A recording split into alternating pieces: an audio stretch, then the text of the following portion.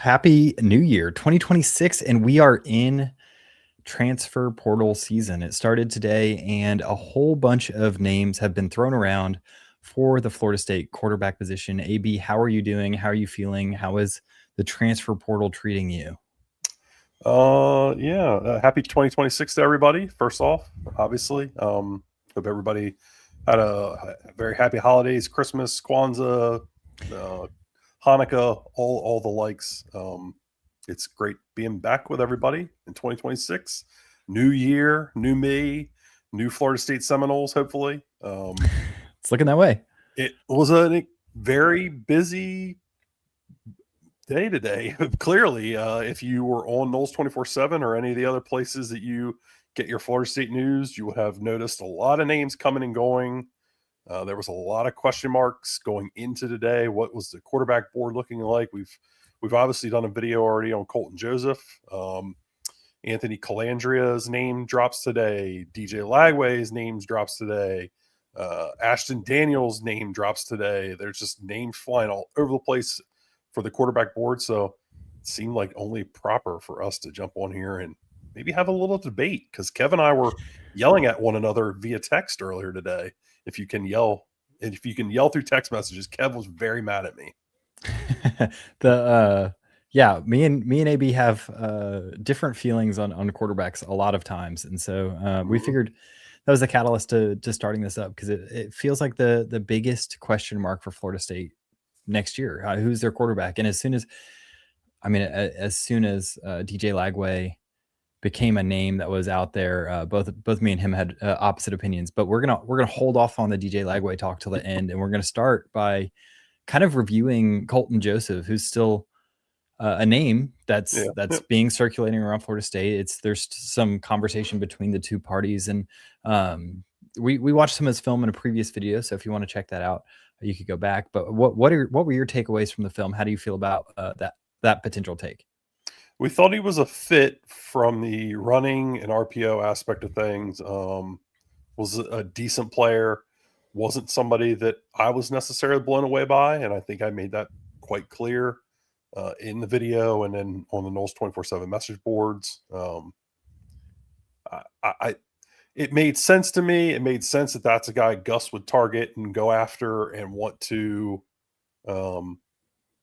build his offense around as a runner, because Gus wants to be run his quarterback. He wants to throw RPOs.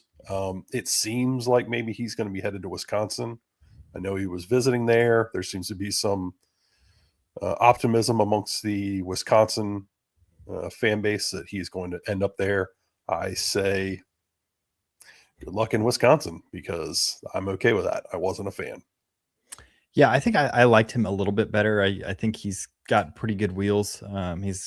I think he's the only 1,000-yard rusher that we're looking at, that FSU was looking at from this past season. But he did play, at Old Dominion. He played lesser competition. I liked his fit in Gus Malzahn's system. I think he can run RPOs well. But I do think that you're going to run into a lot of the similar problems that you saw with kind of how Tommy ran his offense this year. You're going to be kind of limited towards deep middle of the field. I think he had a tendency in pure drop back situations to lose his footing and lose his footwork. And you saw kind of ball sail on him in the middle of the field. That's a recipe to lose big football games. I think he was talented, but he didn't stand out to any of us as someone that, this is someone that you're going to put behind center at Florida State and go win something, go compete for an ACC championship. I think he seemed more of this is a guy that you take because you're trying to win 8-9 games, because he fits your system and he's talented enough to run your system and win some football games. But he's not going to be a splash. Yeah, I think the conversation maybe starts there for us. So, like, what is the goal of getting a quarterback this year? Is it to, and I think this is something that maybe we can talk about, but we're obviously not going to have these answers. And I know that if Mike Norvell was here with us right now, that he would say, I'm trying to win championships and all those things. And I don't know. Obviously, he wants to win. I don't know if his first goal right now, building a roster, is to win a championship. I think it's probably to his first goal, if you gave him true serum, was probably to save his job and the jobs of those around him. So, it's difficult having these conversations because of the situation that they're in. So, if you were picking a quarterback, Kev, what's the thing that you'd be looking for, knowing what your offense is looking like with Gus and now Tim Harris as the co-offensive coordinator, with those two leading the offense? What would you be building with?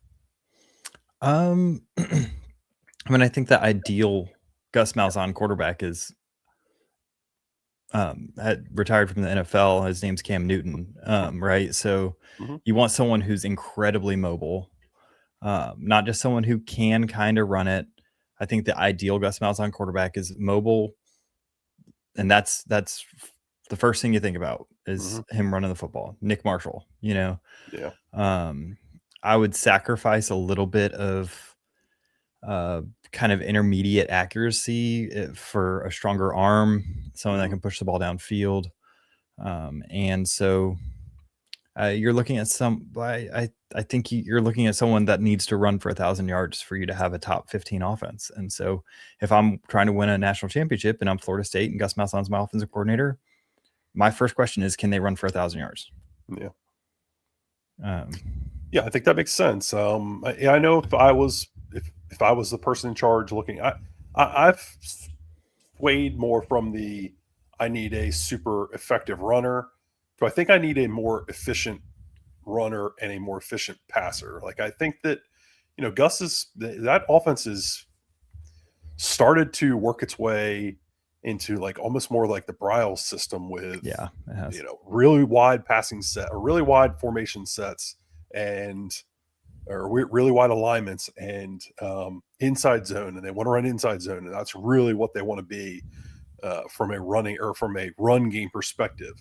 And with that, some quarterback run stuff, but not as much as I think you would have seen years ago. Yeah, that's true. I mean, they certainly ran Tommy some this past year, but the Tommy run game really came off of drop back stuff more than anything. It was 1-2, if it's not there, take off and go get yards.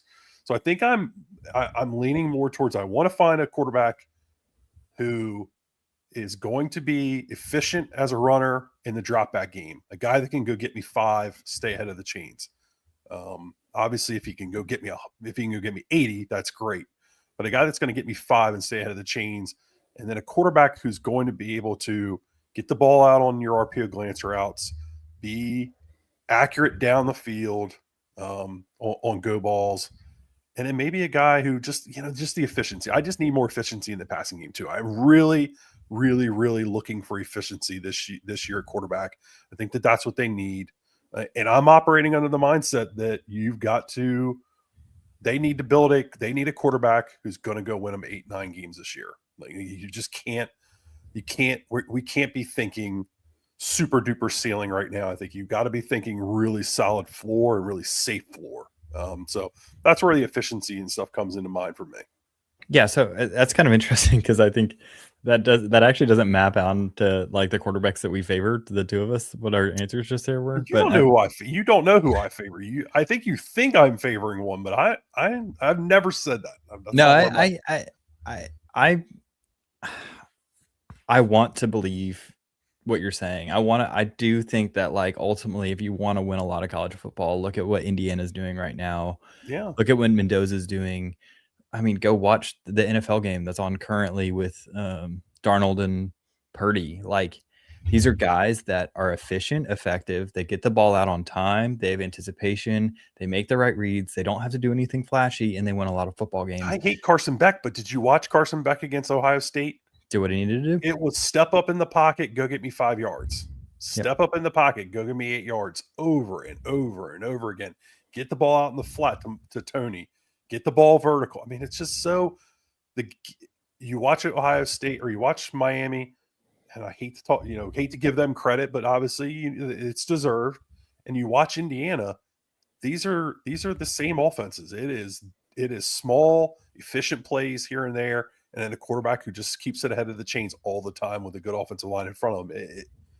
This is the way that football is trending and has trended, and it's time to catch back up to that.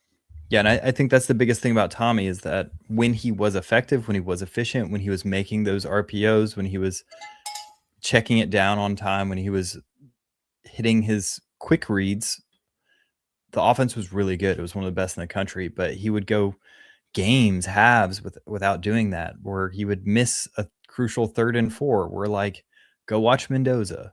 He's not missing 3rd and 4. He's going to hit 3rd and 4 9 times out of 10. You're going to move the ball. Like hitting that like small difference in accuracy, that small difference in efficiency makes a big difference. So without further ado, let's start talking about some of the other names. Anthony Clandria.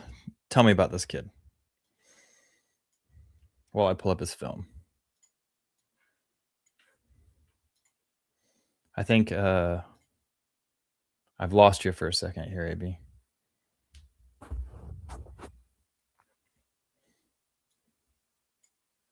Yeah, your microphone's not working.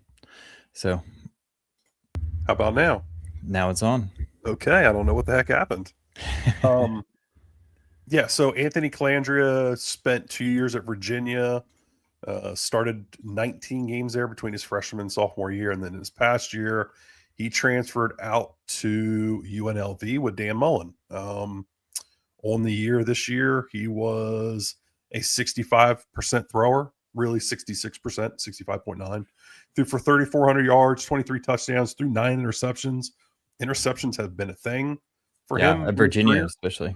Yeah, he threw nine as a true freshman on 24 or 240 attempts, and then threw 11 in his sophomore year on 320 attempts. This year, 9 on 417 attempts. So the percentage is a little bit better, but still, I mean, you're talking about a player who puts the ball in harm's way, and that's, we're talking about a really safe floor. That's something you've got to be thinking about, right? I mean, you got to be concerned about. So maybe not the runner you would be thinking about with a Tommy or a DJ Lagway. I think, not that I think DJ's a runner, but he will run. He's willing to run. I mean, we were looking at some of the game logs from this past year.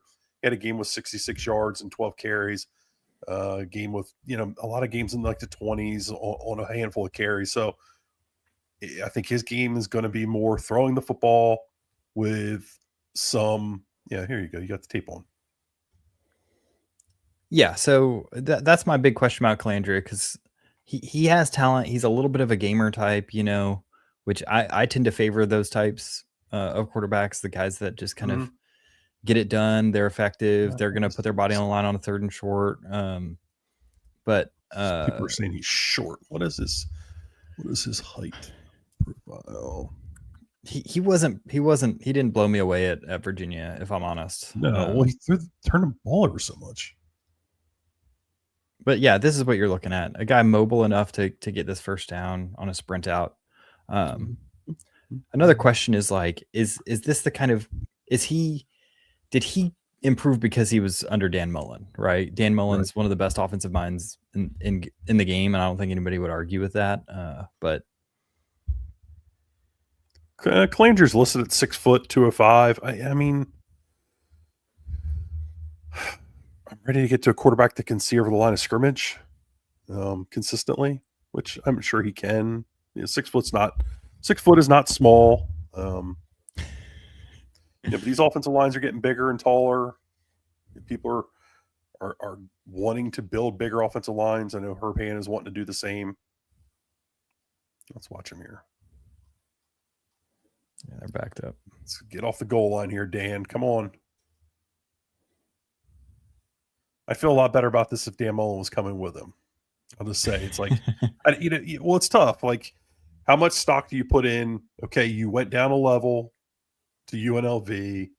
You went to a guy pretty much known as a quarterback guru at the college level, and suddenly you got a lot better. You're going to leave said guru. You're going to go back up a level to where you were before and struggled.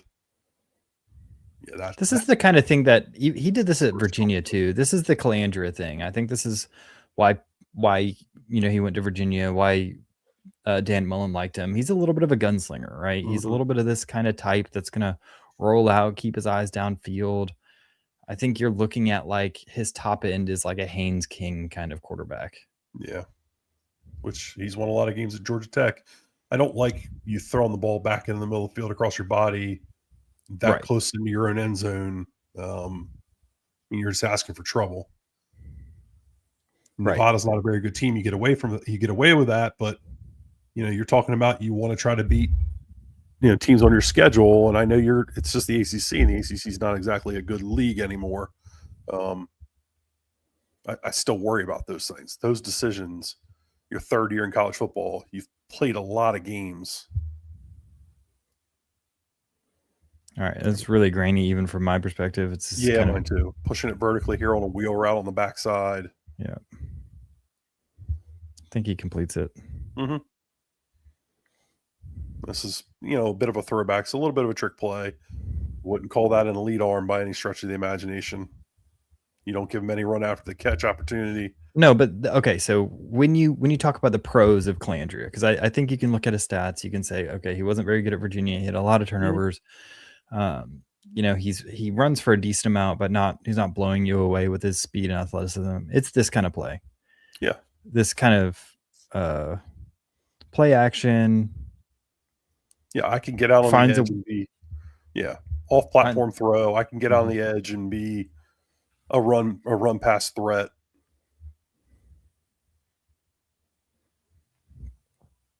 Right. So that's right. This looks like Haynes King, right? Mm-hmm.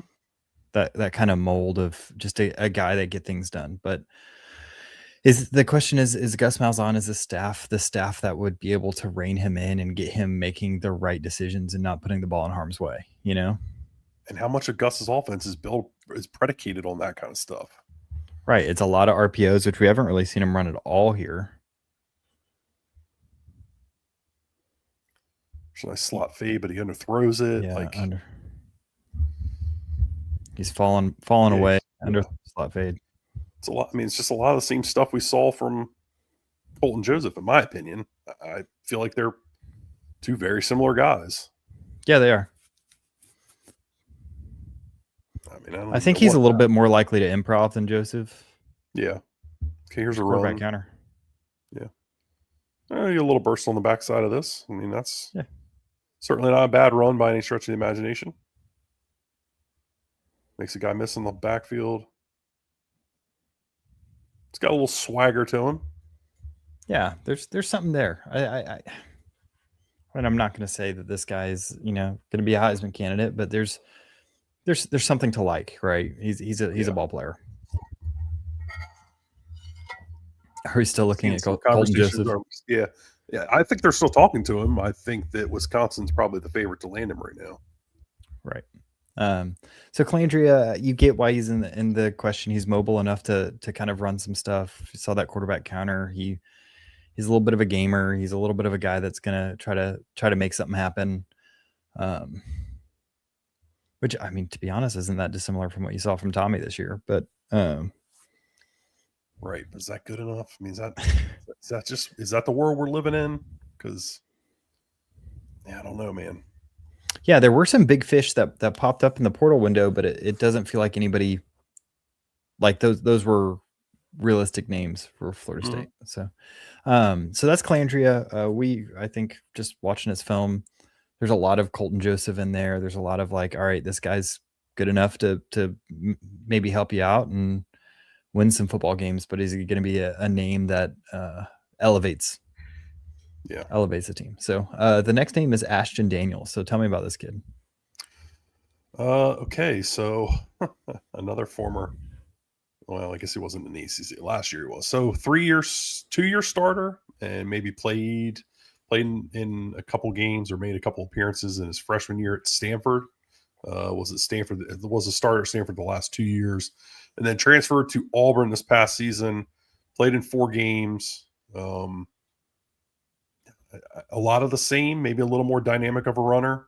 A guy that he threw 12 interceptions at Stanford last year, but only 2 this year at Auburn, but again, he only played in 4 games. He had a 3-2 touchdown interception ratio, 50-ish, fifth kind of in the ballpark of these guys we're looking at right now with Colton Joseph and Anthony Clandria, kind of in that 56 to 60% completion percentage kind of range. A little bit of a runner. I think he's probably the more dynamic runner of the guys we're going to talk about tonight. I think that's maybe more of his game. Yeah. I mean, they started the game off with a little bit of quarterback inside zone. So yeah. But here he's starting against Bama. He's starting against Bama. He started against Tennessee. I can't remember what was the other one we talked about. We were going to potentially look at Vanderbilt. He had Ole Miss and Vanderbilt. Yeah, they beat Vanderbilt. I can't remember if they beat him or not, but he played really well against Vandy late in the year. He actually played pretty well against Bama here too. Oh, interesting. Interesting play design there. They kind of screwed themselves over. Trying to throw this underneath. So obviously this Ole Miss team was a mess. Auburn. Auburn, sorry. Hugh Freeze is gone. They were kind of all over the place, but they had a lot of talent. Yeah, so this is a little bit of a concern. Yeah. He's got an RPO here, RPO dig. Sees the safety come in, but he watches feet as he kind of... He looks scared to death to pull this and throw it. Drifts away from pressure. He doesn't get his hips flipped at all. Just very slow, very afraid of getting hit in his mouth. Yep. You really got to flip these hips there, plant those feet, throw the football. Yeah, because this is big, right? This is a 15-yard completion. This is the thing that wins football games. Mm-hmm. Hitting that consistently, because that's open. Giving you a lot of empties here. Oh, wow. It's kind of watch him. Yeah. Oh, protect myself. Yeah. That's not a good look. Yeah, it leads to an incompletion, right? Stand in there, complete the pass.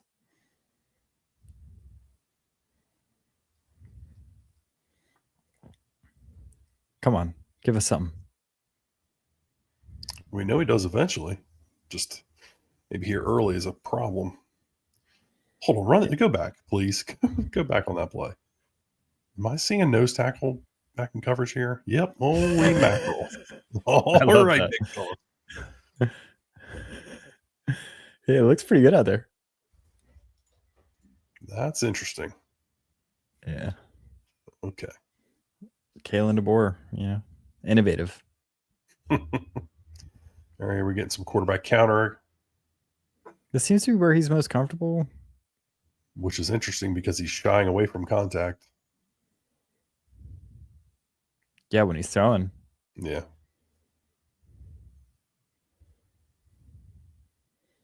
Yeah, those instincts to not get hit are going to be hard to lose. Mm-hmm. I mean, go watch Trinidad Chambliss and Gunnar Stockton just get their mouths beaten up as they put up 40 points on good defenses earlier this week, Yeah. Got to be able to stick your face in the fan and complete a pass. Well, there he kind of stands in there. Yeah, this was much better. Delivers a ball and the tight end just drops it. Looks like he drops the arm slot down a little bit. Yeah, he's got some zip on the ball. Mm-hmm. And dude's got some tools. Yeah, there's some natural tools there. You kind of see why he ended up at Auburn. There's an RPO.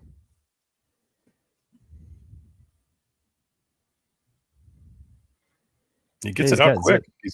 He's got that wrist flick action. Just kind of pops the ball off his hand. Now he's a fifth-year player, right? This will be year 4 coming up. I'm pretty sure. Oh, okay. But yeah, it just you'd have him for a year. Freshman, sophomore, junior years. Freshman, sophomore years at Stanford. Let me double check. Sorry. Running again, making something out of nothing. I like his athleticism. Yeah. Okay. Yeah. This would be year 5 coming up. What does that read? You got to think he's looking to be a starter. Yeah.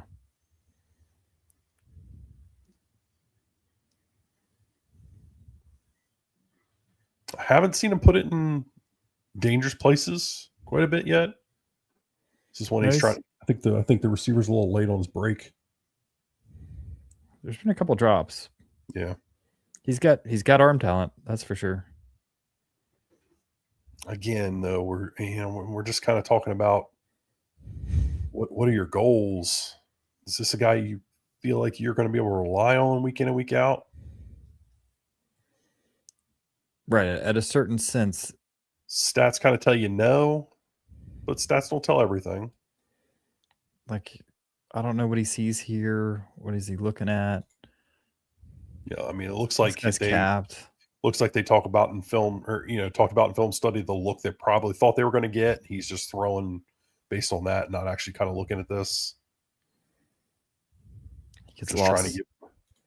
This is where the height conversation gets lost. Is that if you don't have good pocket presence, it doesn't matter if you're 6'3". He finds himself gliding up into a pocket that doesn't exist, and now he's getting pushed back throwing this ball because he just doesn't read the pocket. Yeah, there's no feel for it at all. I mean, okay, so here's my question with a guy like this. If you take someone like this, which I don't think would be the end of the world, but Gus would have to recommit to being full Nick Marshall. We're gonna run the ball 40, 50 times a game. Yeah. And I think that's the only way you're gonna win with a kid like this. Yeah. Are they willing to do that? Yeah, I mean, because his offense is if you're going to go throw 40 times with him, what are you doing? The dude's an athlete. And if you're going to use him as an athlete, Gus Malzahn used to be able to do that. He's not a quarterback. He's not he plays quarterback, but he's not a quarterback. Is not what his strength is. Getting back, reading the defense. And you could say the same thing about Nick Marshall, but absolutely. Gus Malzahn doesn't feel like it's been 10 years since Nick Marshall's was 12 years ago, right? How many times has he taken someone like this and just been all right, we're going to run the ball 50 times? It hasn't happened since then. I mean, I'm not saying he hasn't committed to that style of offense, but I mean, that style of offense is kind of dead. That doesn't really exist anymore. And I mean, I don't think you have the tight ends to do it either. No, you certainly don't have the offensive line right now to do it. Yeah. So, interesting name that kind of popped up. I don't think anybody's really taking it very seriously, but it's something to think about. I think it's a different option. I think Colton Joseph and Anthony Clandria kind of fit a similar mold, and this is a completely different direction. That if it was 2013, I'd be saying this guy would be dangerous in a Gus Malzahn offense, but Haynes King is 6'3", bad comp. Yes. Oh, I forgot that the only thing that matters is quarterback height. If you're making a good comparison, it has to be physically accurate as well. Okay. Yeah, I don't think he's as good as Haynes King. I'm saying that's kind of the player he is. I think there's several things besides his height that are keeping him from being that good. But yeah, I think we were all. I think we have Tommy Castellanos short quarterback aversion syndrome, and I think people are going to make knee-jerk reactions to not wanting a short quarterback, as if, I mean, him being shorter did impact your offense, right? Correct. Especially once he was, not as mobile as he had been, and those things matter, right? But there's a difference between how tall Tommy was and being 6 foot. Tommy was 5'9". Correct. It's a big difference. All right, so here's the big one. This is the big one. We finally made it. So, DJ Lagway. This is a name that popped up. This is the name that popped up that has gotten everybody talking, and it feels very divided, right? It feels like half of the fan base is all in on DJ Lagway. Half the fan base is, I don't want to see this person wearing a Florida State uniform. There's very few people that are like, DJ Lagway would be a reasonable pick. So tell me your thoughts on DJ Lagway. When you heard this name, what did you come up with? Well, DJ obviously was the number one quarterback coming out of high school a couple of years ago. Super talented prospect. Well, I mean, really, you could argue the only reason Billy Napier made it to this past season was because of the promise of DJ Lagway and what he thought he could, what they thought they could develop with him. It doesn't sound like things were very smooth at UF with him. Obviously there's all kinds of rumors and whatnot. He's had injuries. Did he have an elbow? Was it an elbow or shoulder? I think it was his elbow at UF that seemed to linger and be a major issue for them. And I almost wonder if maybe the staff didn't want to get it dealt with because they were concerned about their jobs. And, DJ Lagway was their savior, their saving grace. And the only reason they kind of kept their jobs. So I don't know. I mean, he's looked really good at times. He's looked really bad at times. This past year, he had 14 interceptions. That's obviously a problem. He's missed a lot of games in his time with injuries and getting banged up.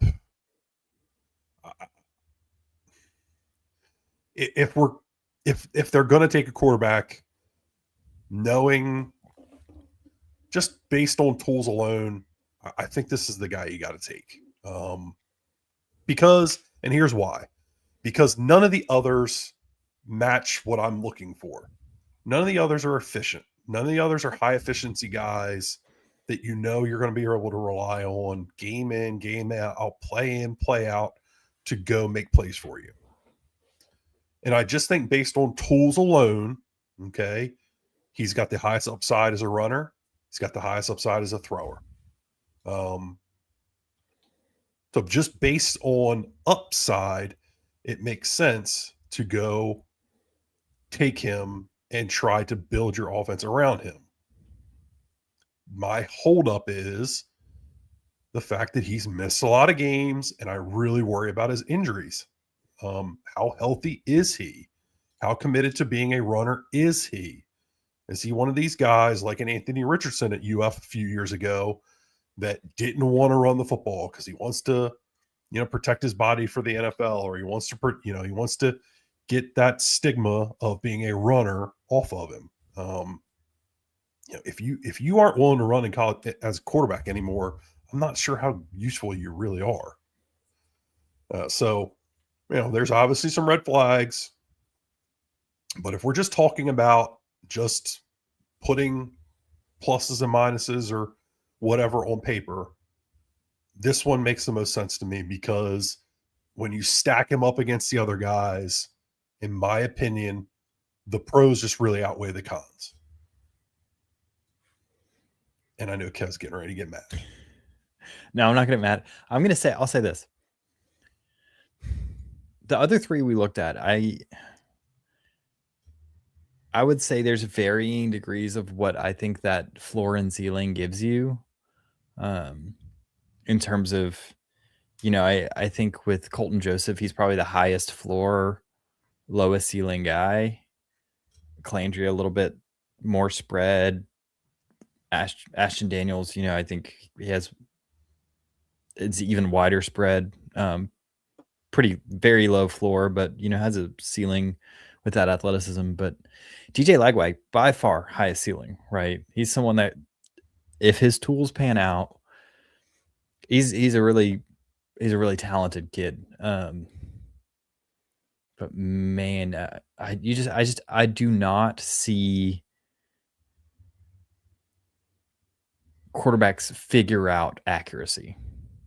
Like, I do not see these problems he has. Completion this year, Kev. I mean, I know completion percentage isn't always accuracy.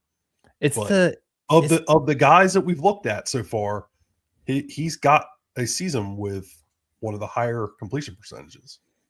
Yeah, it went up. His passing But rate again, that's dropped. not necessarily accuracy. That's just completing the ball. It's the picks, I guess. So we're gonna watch some of his clips against Tennessee. Did he throw any interceptions in this game? Against Tennessee, he threw none. We could watch him against Kentucky, where he threw 3, and we could talk about that. Against Tennessee, he actually had a 64% completion percentage, but he only threw for 116 yards. But I would argue that offense as a whole was just an absolute mess. I mean, the Billy Napier offense became a shell of what it was at Louisiana. Hey, that mess put 40 points on your Seminoles. So. Well, don't get me started. Somebody asked me not to be depressed tonight. I'm trying not to be. I don't know. He's got all the tools. His mechanics are really clean. Yeah. Yeah, I'd be curious to see why he's throwing so many picks. Because I think we can watch him and glaze him. What game did he throw 3 picks? Kentucky. Let's see if I can pull that one up. And people are asking about like fit. Again, I think the question comes back: is he willing to run?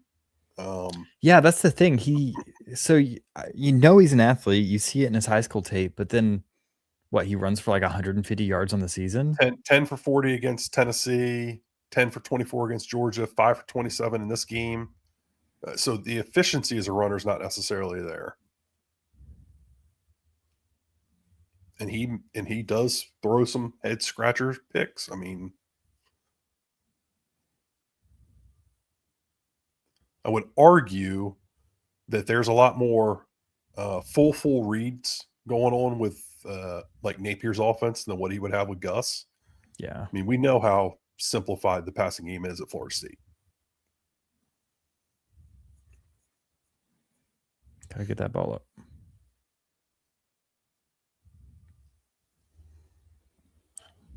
Yeah, so this is a good example of accuracy. Well, I would say it's kind of a good spot. Man, just none of these guys hit that box of just like on 3rd and 4. Am I going to trust him to get a first down? Agreed. That's a great ball there, though. Holy shit! Yeah, nice little bender right over the middle, right underneath that safety. And this is something that they sorely missed this year with Tommy's height, Tommy's inability to drive the football in the middle of the field. He just kind of sidearms a little bit. Yeah. But it does just come out of his arm. He's got hand talent. That's for sure. Did he complete that ball? Mm-hmm. What a dime. Got to catch that. Folks are seeing Kev change his mind right before your eyes. No, I still don't want him. Look, maybe if he didn't go to UF. I can't buy Rivals leftovers anymore. I get it. Oh, that was a pick. That was dumb. Yeah. Okay. So this one seems like he overestimates his arm talent. Mm-hmm. He waits too long on this. And then, yeah, just throws it right to him. I don't think he sees the underneath guy. He doesn't. No, he's seen the middle safety dropping, and he doesn't see the other kid coming. That's a misread. But again, he's not going to be asked to do that at Florida State. Like those are not reads he's going to be required to make under Gus Malzahn. I need to know if he's going to run the ball, though. Yeah, that's a big question. Because he's not good enough passer to win you a bunch of games. No. He's a hell of a lot better thrower than Tommy was, but yeah. You're right. Will he go get you the 40 yards?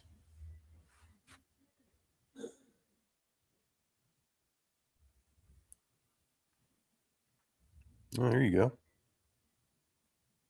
What and got you? 4.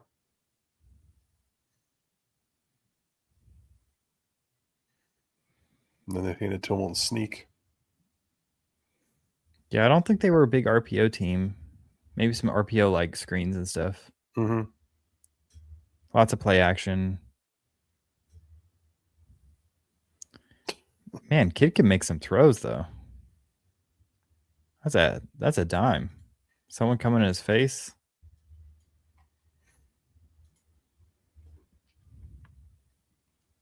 I mean, he was the number one quarterback prospect for a reason.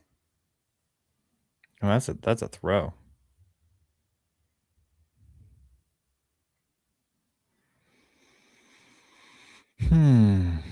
These ball placements are pretty good too.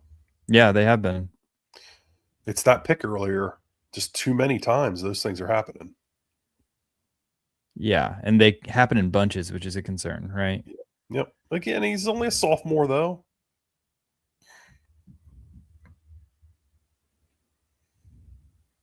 Looks like he up in the wrong way there. Yeah, he's upset with himself. Okay, another design run for him. Can we get the stiff arm? No, he Not didn't bad. in the corner. All of his runs seem to want to get outside. Ooh, they're a nice angle route.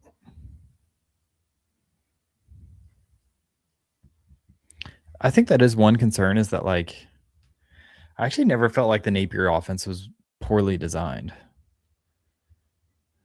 He just didn't operate it very smoothly.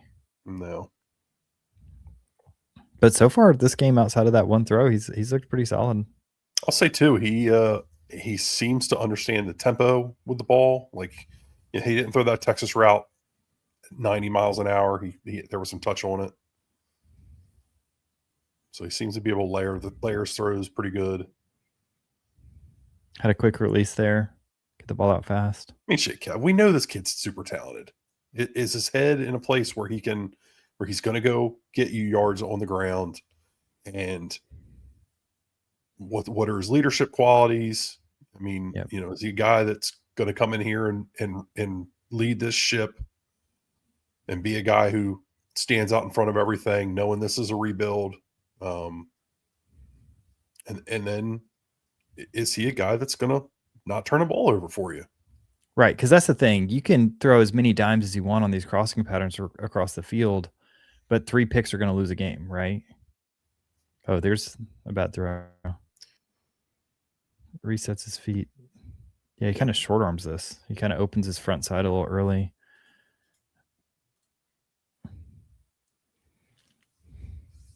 Doesn't say in there. Where are the rest of the picks? Yeah, I think that's the thing. And like honestly, if they were to pick up Lagway, if I was part of the staff that was evaluating this guy as a professional, I'd go back to every single pick he's thrown in college and say, why is he throwing these picks? Is this something that can be fixed? Is this because like he's clearly athletic, he's got a great arm, he can make the throws, but yeah, you're going to lose games if you throw 12 picks in a season or whatever it was. How many picks do you throw? 14. Holy crap, 14. I agree. Yeah, I agree. But you're going to lose games. You're going to lose games if you're a mediocre quarterback. So, I mean, at some point, I think I'd rather lose games being aggressive, throwing the football, than being just because I've got a mediocre ass quarterback. And frankly, that's what I think the rest of these guys are. Oh, here's a pick. Yeah, I think at some point you've got to take a chance on the super talented kid. Yeah, he just left that high. Let's see if we can see his feet. I mean, I would love for them to be going after the Sorsby kid or Sam Levitt, but they're oh not. My gosh, that's terrible. Yeah, just it feels like he doesn't step into it and drive it, and then he just every sixth throw is just a stinker. But part of the problem is that he's such a good throw of the ball normally that when he throws these stinkers, it's he's trying to do something like thread a needle 40 yards downfield. Yeah. All right, where are you at after all this? Look, I mean, when we had the conversation earlier, to the peek behind the curtain, we were having the conversation earlier with Brendan. Was he visiting? Was he not visiting? They had heard this morning he was. Then it kind of sounded like it was off, and then it's back on again. And my thought process at the time, and it wasn't really my thought process, but I made the comment like, landing DJ Lagway feels like a Mike Norvell type of move, in that you go out and get this guy that's going to create all this hype, and maybe it's fake hype, but it's hype nonetheless. We've seen Mike Norvell do it with Usman Chroma. We've seen it time and time again with Mike Norvell, to go out and get a guy to create hype. It wasn't necessarily the move that I was suggesting that I wanted them to do. There are other quarterbacks, again, Sam Levitt, these super talented kids out there that I think, you should go balls to the walls for. But I don't know if they're financially in a position to do that. I don't know. Those are questions I don't have answers for. But of the board that there is right now, DJ Lagway makes the most sense to me. Some people asked some questions, and one of the more popular ones in there was, what would your board look like? So Kev, I'm going to ask you now, of the guys we've looked at, Colton Joseph, DJ Lagway, Anthony Clandria, and Ashton Hampton, what would your 1 to 4 look like? Yeah, it kind of that was your response when I heard DJ Lagway. My first response was, "Oh my gosh, this is." I mean, no offense to DJ Lagway if you're watching this, but after the DJ Uyunglele thing, it's frankly just embarrassing that Mike Norvell keeps targeting these guys that lose everywhere they go. Like, I don't know, they just aren't winning football games like DJ Uyunglele, and they kind of all have a similar vibe of like athletic potential, but just has never been able to put it together. And then like it just feels like we're running the same story back to get a DJ Lagway as a DJ Uyunglele. Like, there's so many parallels between those two players. Their athletic profiles, their recruiting ranking out of high school, their first name, the fact that they played at rivals of ours. Like, there's so many similarities there that it just sits on the tongue, kind of gross. Like, this isn't something, like, I don't want to watch this again. I don't want to go through this again. It was a bad situation the first time. People are still commenting on my YouTube videos because I made a lukewarm video about DJU 2 years ago, saying that I loved the guy, and I was honestly probably the biggest critic of DJU in the media, and yet like it wasn't enough. And so yeah, DJ did win at Oregon and Clemson, so he it might be a Mike Norvell thing. So I felt like it feels like DJ Lagway is just, it feels derivative. It feels like he's got talent, but I really don't trust the staff to get the talent out of him. And because of that, I would rather take a Colton Joseph. Because of that, I'd rather take someone with a floor. I want someone to show up and hit 65% of his passes on RPOs every game. Like, I don't need you to make fantastic throws. I don't need you to run for 1,000 yards. Run for 300 yards, 400 yards, and hit 65% of the RPOs, and don't throw a bunch of picks. And let's beat the Pitts and the Stanfords on our schedule before we worry about beating the Miami on our schedule. That's how I feel. And I feel like Colton Joseph checks those boxes. All right. So let me. But DJ Lagway is the best player. DJ Lagway is the best player. Let me throw this at you. All right. 173 for 290, 59.7% completion percentage for 2,624 yards, 21 touchdowns and 10 interceptions. Hold on. I'm not sure I'm going to get the rushing here for you.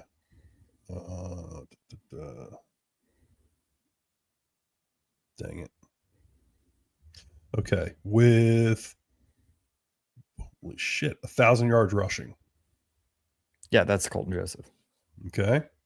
50 something percent completion percentage. 59.7% Oh completion. my gosh. And 21 Busy to 10.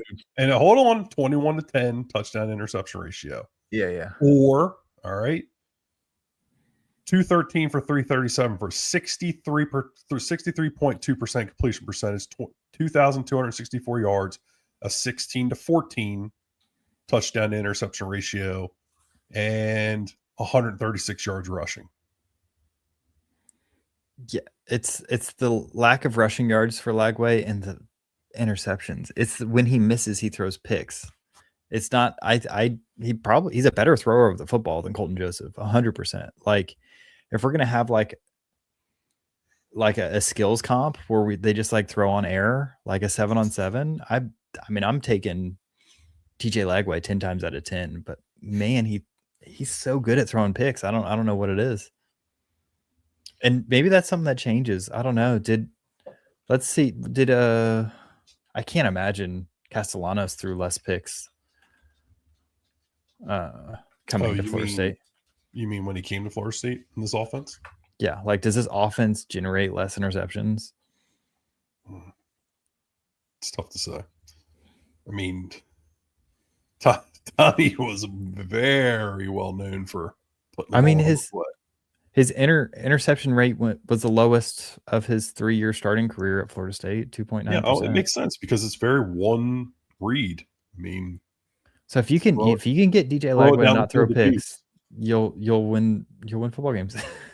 You're going to give up some of the rushing, though. I mean, that is very apparent. Yeah. Yeah. So is DJ Lagway? He's the best thrower of the football that we saw tonight, no question. But can he win a lot of games throwing it? Can't believe Colton Joseph ran for 1,000 yards. I did not realize he ran for 1,000 yards. Yeah, that's. I think that's why I'm like I had him number on my list, is because he's the best runner, and I can just trust that that's going to create something. All right, so put him 1 to 4 for you.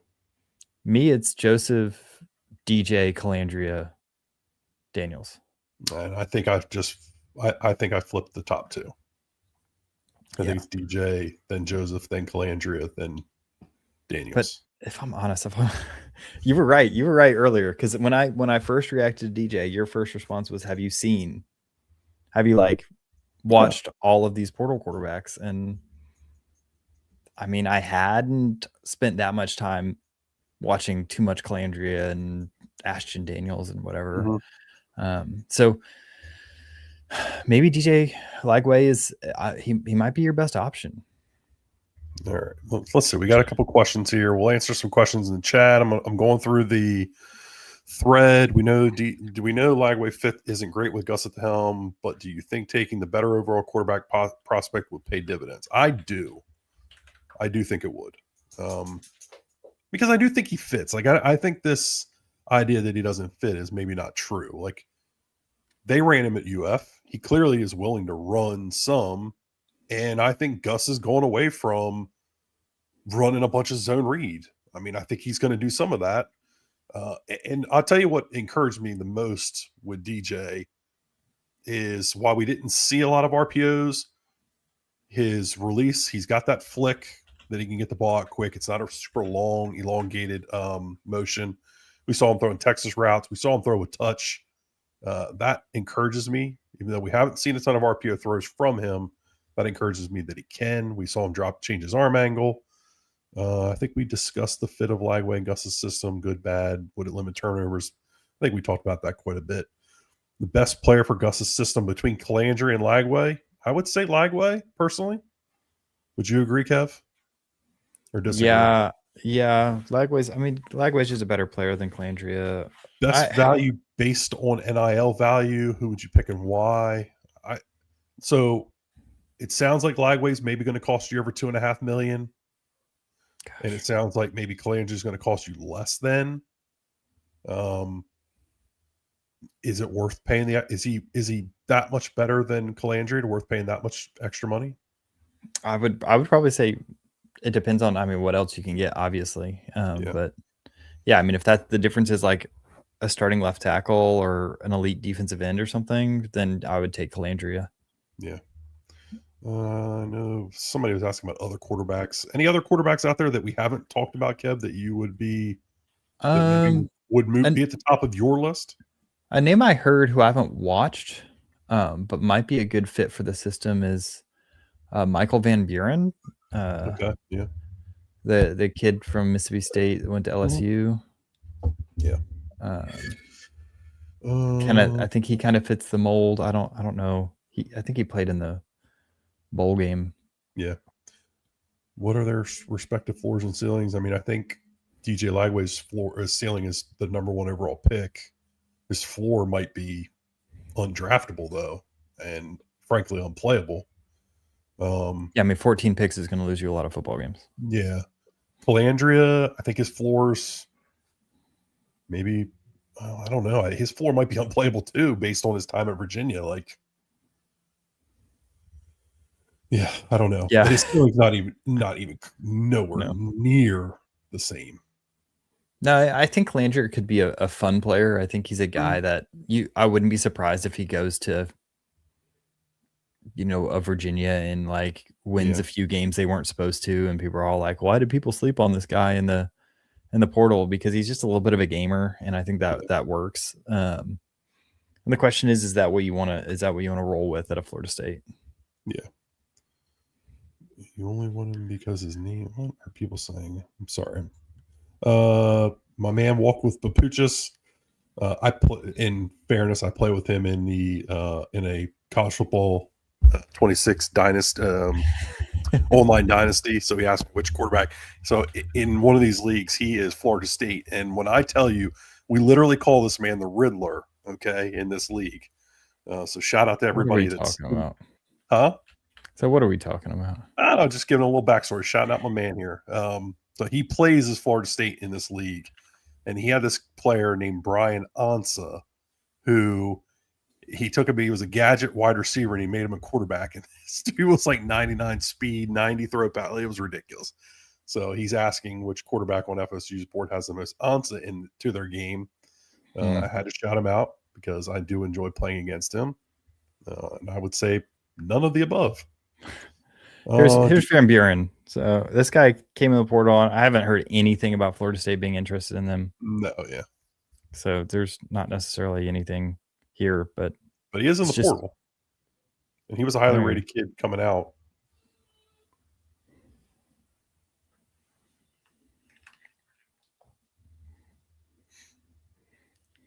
First throw not encouraging.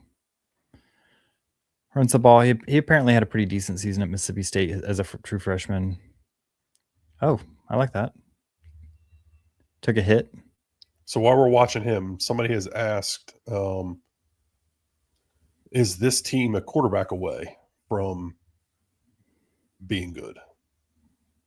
No. No? You don't think so? Not until they I think DJ Lagway has the potential to elevate this team to being good. Now, obviously, you got to get pieces around him. Like, one guy is not going to make it all work, but a great quarterback really covers up a lot of deficiencies. All right, Van Buren's my number 1. I changed my mind. I like this run. Yeah, looks good. Why aren't they recruiting him? Dude, I don't know. I mean, I'm not that impressed by that run. Good run. Better than I can do. Definitely better than I can do. I like that he stood in pressure and made a throw earlier. Yeah. I mean, I've watched like as much as everybody else has. I just saw his name come up.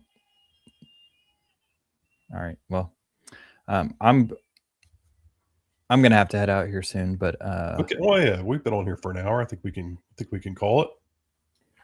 Yeah. So thank you guys for joining me. There's a sneak preview into my desktop there, and yeah, we hope this was illuminating. We hope you can kind of see where FSU's at, where kind of they stand in this transfer portal, and kind of all the different options at quarterback. There's going to be more that pop up. There's going to be some more action. I kind of hope that FSU doesn't jump the gun and try to get someone too fast. I think they've been hurt in the past doing that before. But this is kind of where they're at and what you're looking at. So, yeah, Yeah. Any closing thoughts, AB? No, Clandria. It sounds like Clandria and Lagway will be on campus tomorrow. So if you are a member of Noles 24/7, make sure you are on there paying attention. They've got a lot of guys that are on campus already. They picked up a commitment from, I think it was Nehemiah. I hope I'm not butchering his name. Chandler. I believe he was a South Alabama cornerback. It seems like there's a lot of action. I'm going to wait to judge it all. We will be breaking down every player that they get out of the portal, though. So look for those videos as the days and weeks go along here. We appreciate everybody jumping in here. 4,400 people. Thank you for jumping in with just Kevin and I. I know it's not quite as fun and entertaining when Trey is not with us, but shout out to our boy Trey.